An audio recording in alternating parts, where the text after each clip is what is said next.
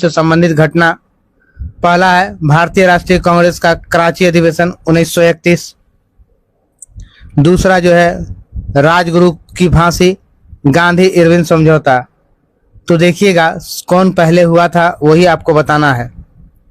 तो सबसे पहले गांधी इरविन समझौता हुआ था, उसके बाद राजगुरु को फांसी दिया गया था और सबसे बाद में ये काम हुआ था 1931 में। तो सही उत्तर हमारा देखिएगा 3, 2, 1 है। कहीं मिल रहा है क्या? यहाँ मिल रहा है आपका ऑप्शन ए में। सही उत्तर आपका ऑप्शन ए हो जाएगा। आइएगा नेक्स्ट क्वेश्चन। सामुदायिक विकास कार्यक्रम में विकास के कितने प्रकार के तत्व को शामिल किया गया है? तो इसमें जो है 5 प्रकार के विकास को शामिल किया गया है। सही उत्तर मेरा ऑप्शन ए हो जाएगा। ए इज राइट आंसर। पहला क्या है? तो भौतिक है, जरा हम बता दें। पहला भौतिक है, दूसरा आपका वित्तीय है, तीसरा आपका मानवीय है, चौथा आपका सामाजिक है और पांचवा आपका पर्यावरणीय है।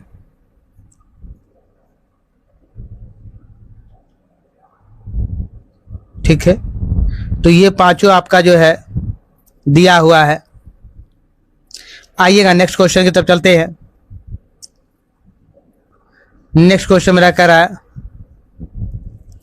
तीसरा नंबर है, ग्राम सभा एक गांव के सभी लोगों की आम सभा है जिन्होंने डैश वर्ष की आयु प्राप्त कर ली है। तो कितने वर्ष की? तो 18 वर्ष की आयु जिन्होंने प्राप्त कर ली है। सही उत्तर मेरा ऑप्शन बी हो जाएगा। B is right answer. आइएगा नेक्स्ट क्वेश्चन, हम 4 नंबर की बात करेंगे। 4 नंबर मेरा क्वेश्चन है, भारत के संविधान के किस भाग में पंचायतों के लिए प्रावधान किया गया है? तो पंचायतों के लिए प्रावधान जो है भाग 9 में किया गया है। सही उत्तर मेरा ऑप्शन ए हो जाएगा। और देखिए भाग 9 में पंचायती राज से संबंधित जो है अनुच्छेद की अगर आपको बात करें तो 243 से 243(9) तक शामिल है। समझ गए? ये भाग 4 जो है राज्य के नीति निर्देशक तत्वों से संबंधित है। भाग 3 जो है आपका मौलिक अधिकार से संबंधित है और ये भाग 9A जो है वो नगर पालिका से संबंधित है। आइएगा 5 नंबर क्वेश्चन की बात करेंगे। निम्नलिखित में कौन सा भारत का पहला राज्य है जिसने पंचायत चुनाव में भाग लेने के लिए न्यूनतम योग्यता निर्धारण किया है? तो पहला राज्य मेरा राजस्थान है। सही उत्तर ऑप्शन बी हो जाएगा। B is right answer. आइएगा अगले प्रश्न की तरफ चलेंगे। अगर आपको एक बात और बता दें, पंचायत चुनाव के प्रत्याशियों के लिए योग्यताओं क्या रखा गया है? तो जैसे कि आपको जिला परिषद या पंचायत समिति का बनना है तो आपको 10वां पास होनी चाहिए, यानी 10वीं पास होनी चाहिए। सरपंच के लिए आपको 8वां पास होनी चाहिए। ठीक है, आइएगा क्वेश्चन नंबर 6 मेरा का, सल्तनत काल में किस भाषा को राजभाषा का दर्जा दिया गया था? तो राजभाषा का दर्जा जो है फारसी भाषा को दिया गया था। फारसी जिसे पर्शियन। सही उत्तर ऑप्शन बी हो जाएगा। ये सल्तनत एवं मुगल काल में सरकारी भाषा, ये फारसी जो थी सल्तनत काल एवं मुगल काल की सरकारी भाषा थी। ये लोग तुर्की मुसलमान थे। कहाँ के मुसलमान थे? तुर्की मुसलमान। आइएगा नेक्स्ट क्वेश्चन की तरफ चलते हैं। नेक्स्ट क्वेश्चन मेरा 7 नंबर का रहा है, ईरानी पद्धति सिजदा की शुरुआत की। सिजदा की शुरुआत किसने की थी? तो बलबन ने की। सही उत्तर ऑप्शन ए हो जाएगा। बलबन ने ईरानी प्रथा सिजदा, ये ईरानी प्रथा सिजदा एवं पाबोस को प्रारंभ किया प्रारंभ किया, जिसके तहत जो है दरबार में सिर झुकाकर आना।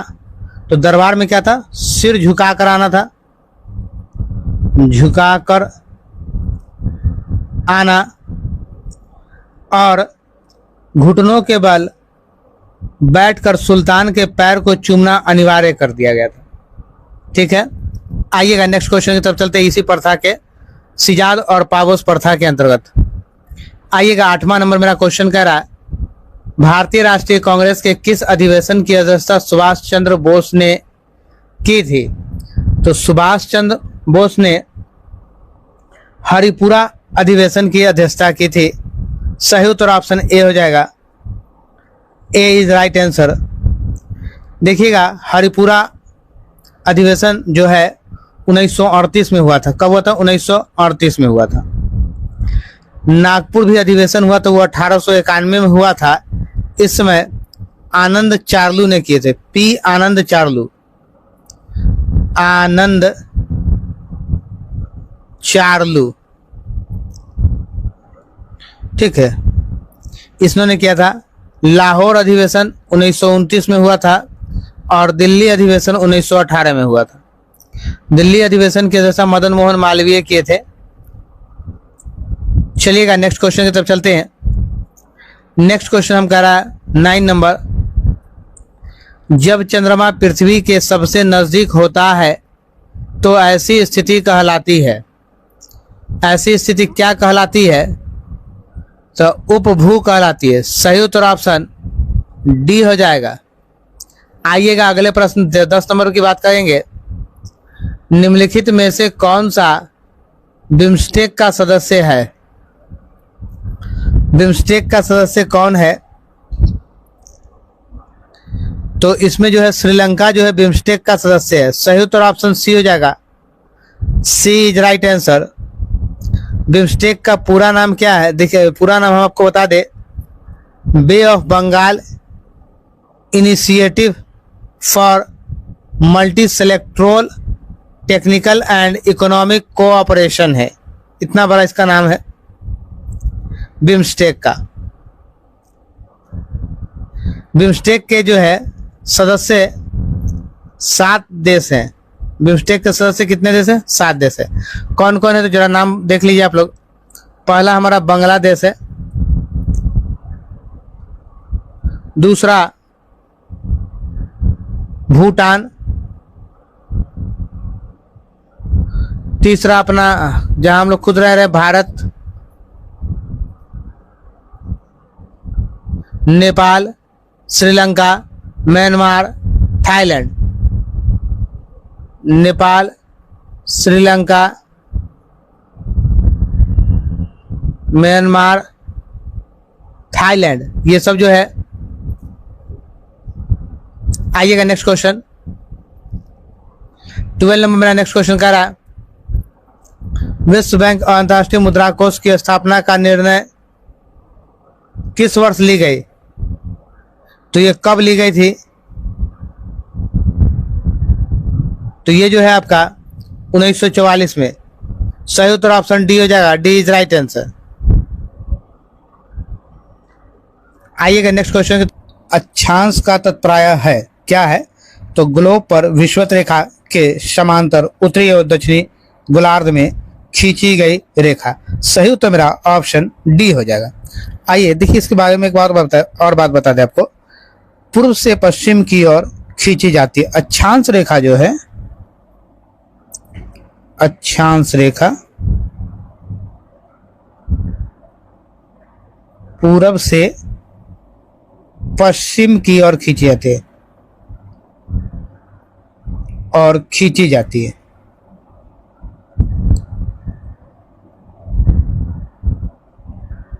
आइएगा नेक्स्ट क्वेश्चन 14 नंबर मेरा करा,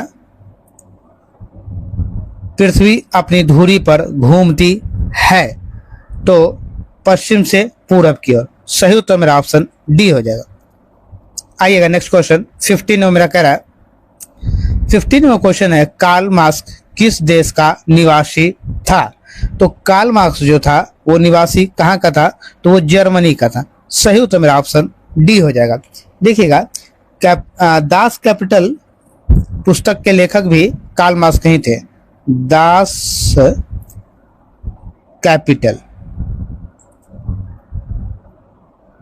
इस पुस्तक के लेखक कौन थे? तो कार्ल मार्क्स थे। आइएगा नेक्स्ट 16 नंबर क्वेश्चन पे चलेंगे।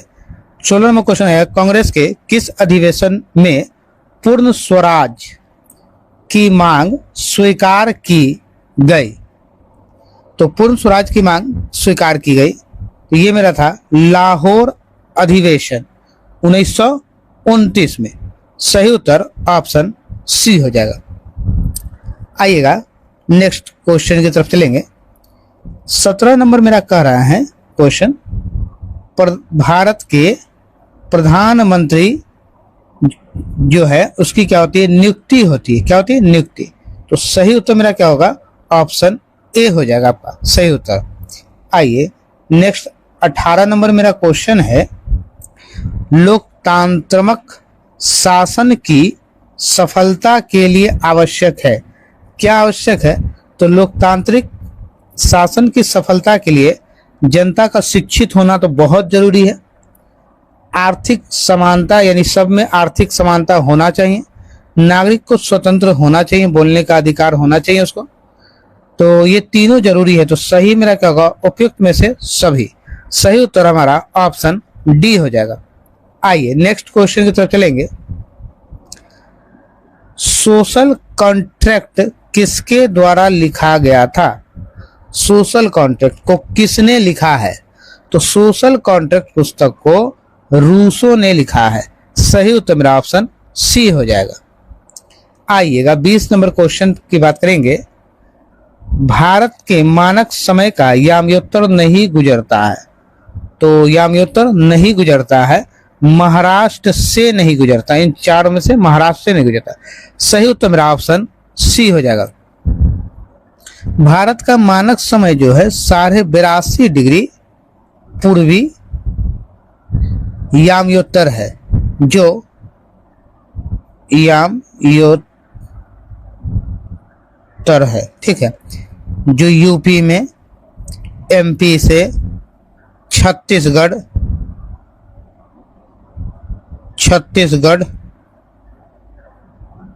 उड़ीसा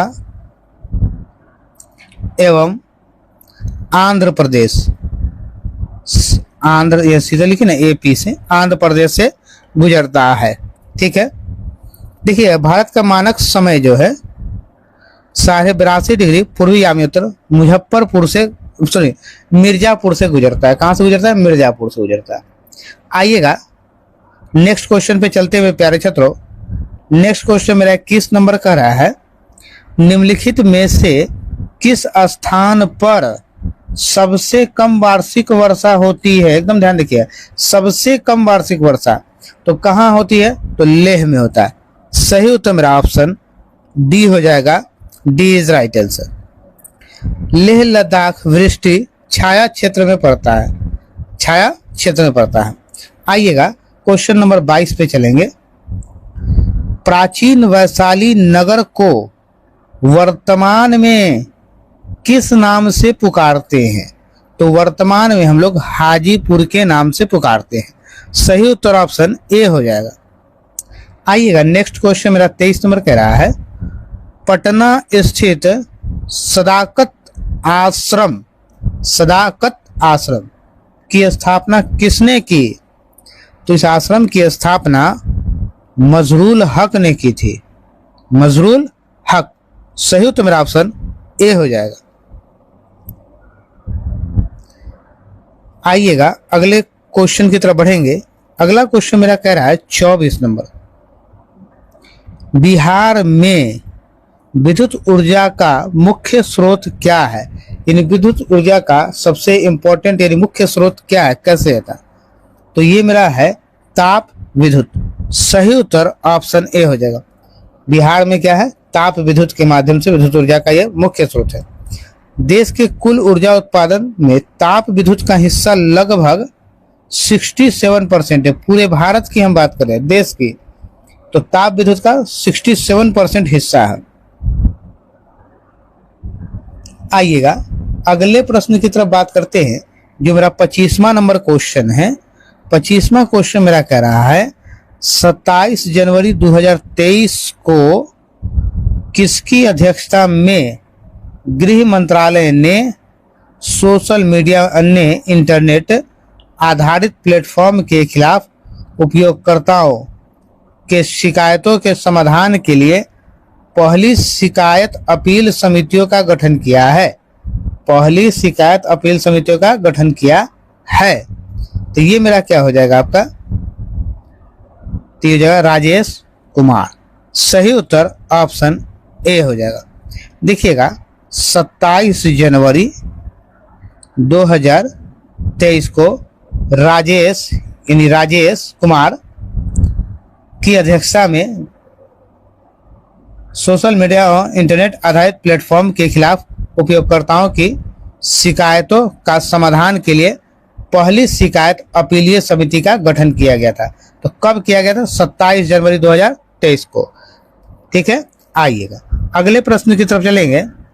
मृदा संरक्षण वह प्रक्रम है जिसमें क्या होता है? मृदा को नुकसान से सुरक्षित किया जाता है। सही उत्तर मेरा ऑप्शन डी हो जाएगा। आइएगा अगला क्वेश्चन 27 में मेरा कह रहा है टेरारोसा का प्रारूपिक विकास उस भूभाग में होता है, किस भूभाग में होता है? उस भूभाग में होता है जिसमें चूना पत्थर होता है। सही उत्तर मेरा ऑप्शन ए हो जाएगा। आइएगा 28 में मेरा क्वेश्चन कर रहा है अवसादी शैलों के लिए निम्नलिखित में कौन सा कथन सत्य है? तो कौन सा कथन सत्य है? तो ये शैलें स्तरों में निक्षेपित है। सही उत्तर मेरा ऑप्शन सी हो जाएगा। आइएगा 29 नंबर मेरा क्वेश्चन है फास्ट फूड प्रायः वसा और डैश से भरपूर होते हैं। तो वसा और डैश से, तो अपूरित कैलोरी से भरपूर होते हैं। सही उत्तर मेरा ऑप्शन डी हो जाएगा। आइएगा नेक्स्ट क्वेश्चन 30 नंबर मेरा करा। 30 नंबर मेरा है भारत की मुख्य भूमि का तटरेखा है। तो मुख्य भूमि का तटरेखा क्या है? तो सही उत्तर मेरा हो जाएगा 6100 किलोमीटर यानी 6100 किलोमीटर। सही उत्तर मेरा ऑप्शन बी हो जाएगा। आइएगा अगला प्रश्न नगदी फसल में सम्मिलित नहीं है। यानी जो 4 गो ऑप्शन है उसमें से पूछा नगदी फसल में कौन सा सम्मिलित नहीं है? तो नगदी फसल में मेरा गेहूं सम्मिलित नहीं है। सही उत्तर मेरा ऑप्शन डी हो जाएगा। ठीक है, गेहूं जो है ये रबी फसल है। ठीक है, ये रबी फसल है। भारत में चाय का दूसरा सबसे बड़ा उत्पादक देश है। ठीक है, भारत सबसे बड़ा चाय का उपभोक्ता भी है और दूसरा सबसे बड़ा उत्पादन भी करता है और उपभोक्ता भी है। आइएगा अगले प्रश्न की तरफ चलेंगे। अगला क्वेश्चन मेरा कह रहा है 32 नंबर फिनलैंड की संसद कहलाती है। तो फिनलैंड की संसद का क्या नाम है, क्या कहलाती है? तो देखिएगा फिनलैंड की जो संसद है ये क्या है? इसका नाम संसद है। सही उत्तर मेरा ऑप्शन बी हो जाएगा। आइएगा 32 के बाद 33 नंबर पे चलते हैं। 33 नंबर क्वेश्चन करा मेरा भारत का प्रथम उर्वरक संयंत्र कहाँ लगाया गया था? सबसे पहला उर्वरक संयंत्र कहाँ लगाया गया था? तो ये लगाया गया था सिंदरी में। सही उत्तर मेरा ऑप्शन बी हो जाएगा। तो कब लगाया गया था ये? तो 1951 में, 1951। आइएगा नेक्स्ट क्वेश्चन की तरफ चलेंगे। 34 नंबर 34 में मेरा क्वेश्चन करा है साफ रातें बादलों वाली रातों की अपेक्षा अधिक ठंडी होती है, क्यों होती है? जो साफ जिस दिन रात रहता है सो, और जिस दिन बादल वाला रात रहता है सो की अपेक्षा अधिक ठंडी क्यों होती है, ये बताना आपको। तो ये जो है विकिरण के कारण होता है। किसके कारण? विकिरण के। सही हो तो मेरा ऑप्शन बी हो जाएगा। आइएगा नेक्स्ट क्वेश्चन। नेक्स्ट क्वेश्चन मेरा 35 नंबर है। निम्नलिखित में किस युग्म का मिलान सही है? किसका सही मिलान है ये बताना है आपको। तो सही मिलान के लिए हम लोग जान रहे हैं भूमध्य रेखीय क्षेत्र, गरज के साथ वर्षा, मध्याह्न। तो सही जो है मेरा मिलान वो ऑप्शन बी है। B is right answer. आइएगा नेक्स्ट क्वेश्चन की तरफ चलेंगे।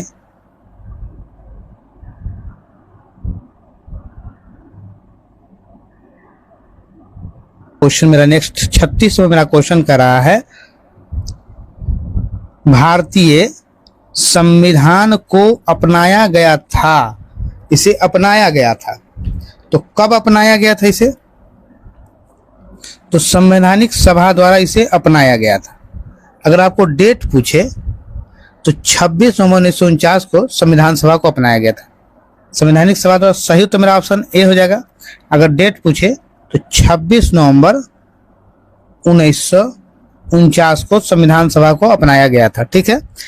एक बात और, संविधान सभा की जो पहली बैठक की अगर बात करें, पहली बैठक तो 9 दिसंबर 1946 को डॉक्टर सच्चिदानंद सिन्हा की अध्यक्षता में की गई थी। ठीक है, सच्चिदानंद सिन्हा की अध्यक्षता में की गई थी।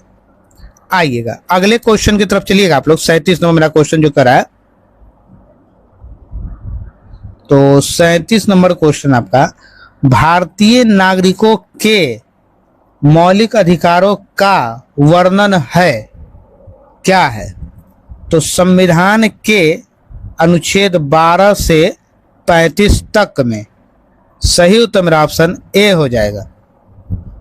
आइए अगला प्रश्न 38 नंबर।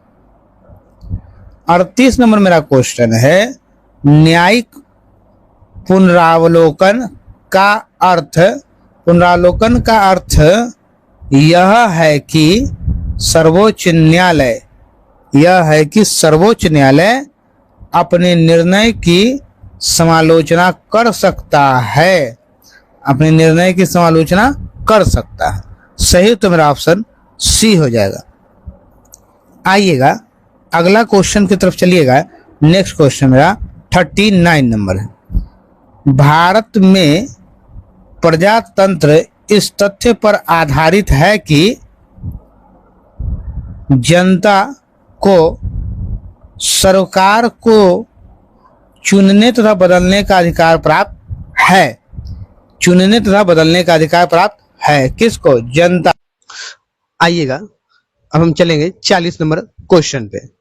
तो 40 नंबर मेरा क्वेश्चन कह रहा है सिंधु घाटी सभ्यता निम्नलिखित में से किस युग में पड़ती है? तो सिंधु घाटी सभ्यता किस युग में पड़ती है? तो ये अर्ध ऐतिहासिक काल। सही उत्तर मेरा ऑप्शन डी हो जाएगा। आइएगा नेक्स्ट क्वेश्चन मेरा 41 की बात करेंगे। तो 41 नंबर आपका क्वेश्चन कर रहा है 12 जुलाई 2023 को किस देश ने विश्व का पहला मीथेन ईंधन वाला रॉकेट लॉन्च किया? तो ये कौन सा देश था? ये देश था चीन। सही उत्तर मेरा ऑप्शन सी हो जाएगा। और ये लॉन्चिंग जो की गई थी मई 2023 में चीन के अंतरिक्ष मिशन सोनझोउ 16 के तहत 3 अंतरिक्ष यात्री को स्पेस में भेजा। ये 2023 में। ठीक है। आइएगा नेक्स्ट क्वेश्चन की तरफ चलेंगे। नेक्स्ट क्वेश्चन मेरा जो है 42 नंबर। किस शासक वंश ने मंदिरों एवं ब्राह्मणों को सबसे अधिक ग्राम अनुदान दिए गए थे?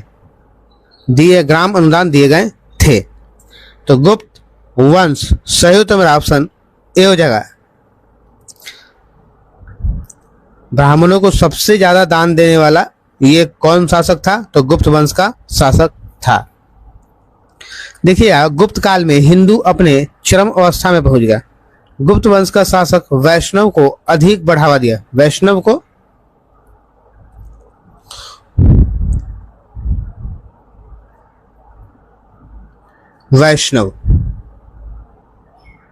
अधिक बढ़ावा दिया। आइएगा 43 की बात करेंगे हम लोग। किस सुल्तान के काल में खालसा भूमि अधिक पैमाने में विकसित हुई? अधिक पैमाने में विकसित हुई खालसा भूमि। तो किसके शासनकाल में? तो अलाउद्दीन खिलजी। सही उत्तर ऑप्शन बी हो जाएगा। आइएगा नेक्स्ट क्वेश्चन 44 पे चलेंगे। सल्तनत काल के सिक्के टका, सल्तनत काल के सिक्के टका सतगनी एवं जीतल किन किन धातुओं के बने थे? सतगनी एवं जीतल किन किन धातुओं के बने थे? तो ये था चांदी और तांबा का। सही उत्तर मेरा ऑप्शन ए हो जाएगा। आइएगा नेक्स्ट क्वेश्चन। पानीपत के युद्ध में बाबर की जीत का मुख्य कारण था? जीत का मुख्य कारण था कौन था? तो तुगलामा पद्धति। सही उत्तर मेरा ऑप्शन सी हो जाएगा। आइएगा 46 नंबर क्वेश्चन मेरा कह रहा है, लोकसभा एवं राज्यसभा को विधानसभाओं में महिलाओं के लिए 33% आरक्षण लागू होने के उपरांत लोकसभा में कुल कितने सीटों पर महिलाओं के लिए आरक्षित होगी? कुल कितने सीटें जो है महिलाओं के लिए आरक्षित होगी? तो सही उत्तर मेरा हो जाएगा 181। Option B is right answer. देखिएगा टोटल कितना लोकसभा में 543 सीट का जब 33.3% जब निकालिएगा आप तो 181। 33.3% निकाल 33% आप निकालिएगा तो 181 आ जाएगा। ठीक। महिला आरक्षण विधेयक कब लाया गया? तो ये जो है लोकसभा महिला आरक्षण विधेयक जो है 2023 में लाया गया। ठीक है। महिला आरक्षण विधेयक को 128वां संशोधन 2023 द्वारा पारित किया। 128वां संशोधन 2023 द्वारा पारित किया गया। चलिए अगले प्रश्न की तरफ चलते हैं। अगला प्रश्न मेरा करा 47 नंबर। 10 सितंबर 2023 को खेले गए फाइनल यूएसए ओपन 2023 टेनिस प्रतियोगिता में महिला एकल का खिताब किसने जीतकर 25 करोड़ इनामी राशि प्राप्त की? किसने जीतकर 25 करोड़ इनामी राशि प्राप्त की? तो ये था कोको गॉफ। सही उत्तर मेरा ऑप्शन डी हो जाएगा। 2023 का टेनिस प्रतियोगिता में महिला एकल खिताब अमेरिका की थी। कहाँ की थी? अमेरिका की। Coco Gauff. आइएगा अगले प्रश्न की तरफ चलेंगे जो मेरा 48 नंबर क्वेश्चन है। आइए 48 में मेरा क्वेश्चन कर रहा है, निम्नलिखित में से कौन सा युद्धाभ्यास भारत और अमेरिका के बीच आयोजित नहीं किया गया है? तो कौन सा नहीं किया गया है भारत और अमेरिका के बीच? इंद्रधनुष युद्धाभ्यास ये भारत अमेरिका के बीच नहीं हुआ। सही उत्तर मेरा ऑप्शन डी हो जाएगा।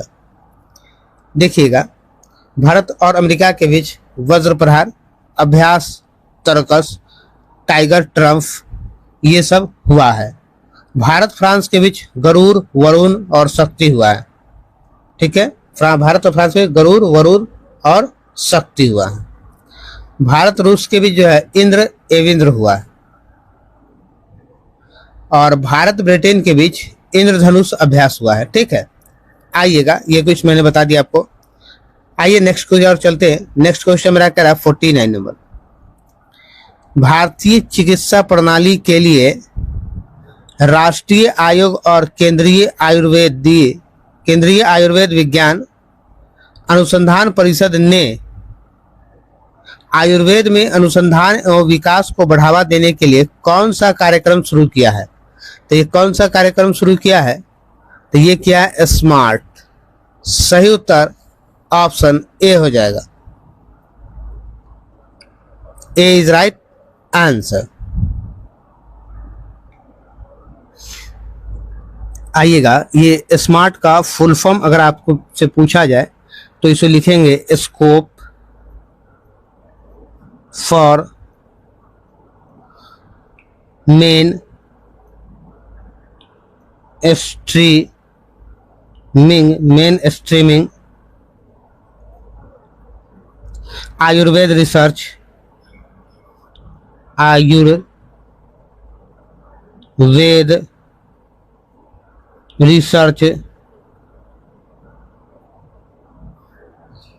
इन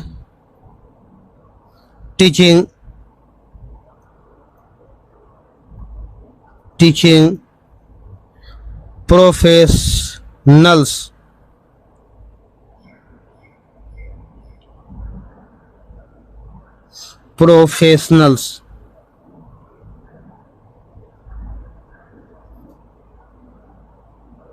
ठीक है।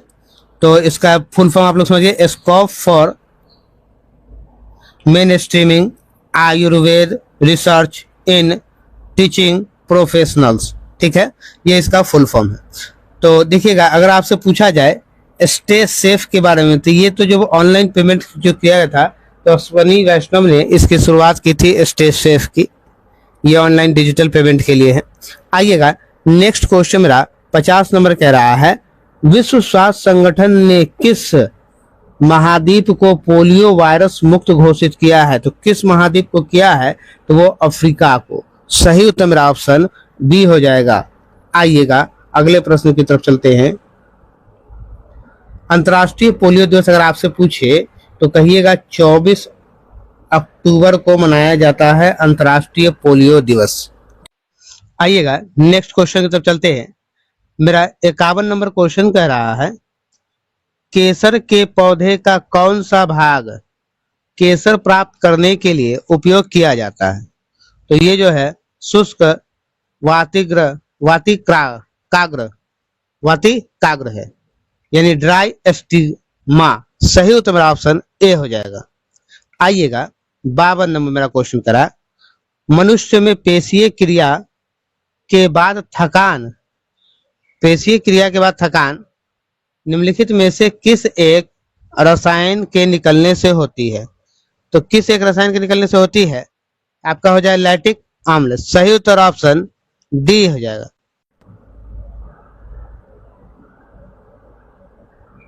आइएगा, अगले प्रश्न 53 नंबर क्वेश्चन पे चलेंगे। एक पिंड का भार उस स्थान पर 9.8 न्यूटन है जहां जी 9.8 मीटर पर स्क्वायर है, तो उसका द्रव्यमान कितना होगा? तो द्रव्यमान जो है 9.8 kg। सही उत्तर ऑप्शन बी हो जाएगा। एक पुस्तक किसी मेज के तल पर रखी गई है। यदि पुस्तक पर पृथ्वी के गुरुत्वाकर्षण को ही क्रिया बल मान लिया जाए तो प्रतिक्रिया बल आयासित होगा। प्रतिक्रिया बल क्या होगा? आयासित होगा। तो ये हो जाए मेरा पुस्तक द्वारा पृथ्वी पर। सही उत्तर ऑप्शन बी। आइएगा, 55 नंबर क्वेश्चन, जब तेल पानी पर तैरता है तो पानी का पृष्ठ तनाव काफी कम हो जाता है। सही उत्तर ऑप्शन बी हो जाएगा।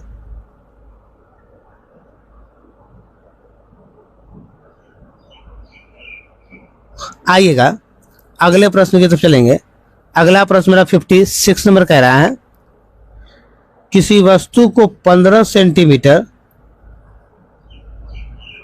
फोकस दूरी वाले अवतल दर्पण के सम्मुख 5 सेंटीमीटर दूर रखा गया प्रतिबिंब का क्या स्वरूप होगा?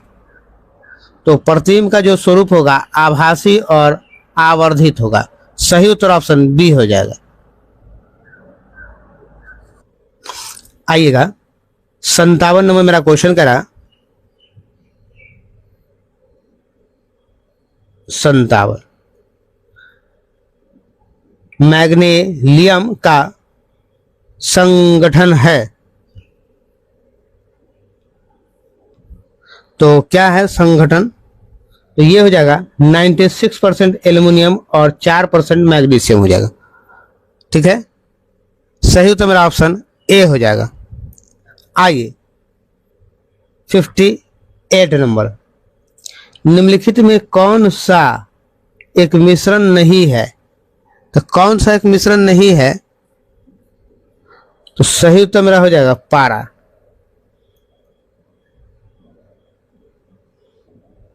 आइएगा अगले प्रश्न की तरफ चलेंगे। ऑप्शन बी मेरा सही उत्तर होगा। इसमें क्या होगा? ऑप्शन बी सही उत्तर होगा। 58 58 नंबर, यह चित्र समसूत्री विभाजन माइटोसिस की किस अवस्था को दर्शाते हैं? ये फोटो जो है माइटोसिस की कौन सी अवस्था को दर्शा रहा है? तो ये जो है एनाफेज को। सही उत्तर ऑप्शन बी हो जाएगा। 60 नंबर मेरा क्वेश्चन है, वह पक्षी जिसके कुछ लक्षण सरीसृपों के समान थे, तो क्या होगा? आर्कियोप्लेटेरिक्स। आर्कियोप्लेटेरिक्स। सही उत्तर मेरा ऑप्शन सी हो जाएगा। आइएगा 61 नंबर क्वेश्चन आपका है, अल्फा बीटा और गामा की वेधन क्षमता का आरोही क्रम है। इसका आरोही क्रम क्या है? Gamma beta alpha. सही उत्तर ऑप्शन ए हो जाएगा।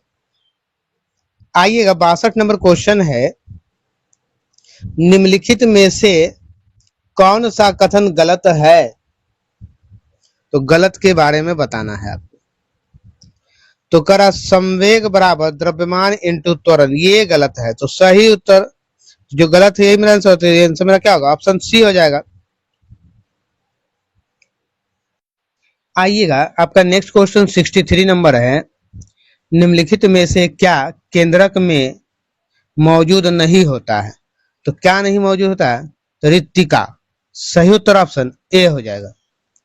आइएगा 64 नंबर आपका क्वेश्चन है, परिस्थितिकी तंत्र यानी इकोसिस्टम के 2 घटक हैं, कौन कौन है?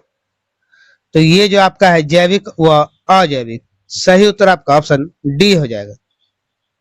आइएगा नेक्स्ट क्वेश्चन 65 नंबर,